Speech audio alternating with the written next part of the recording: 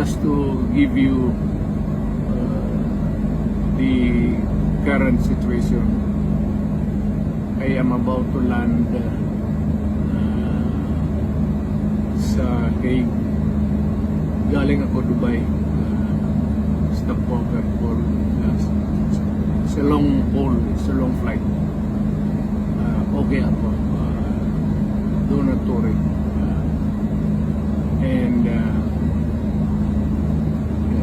I think this is something to do with the law and order noon.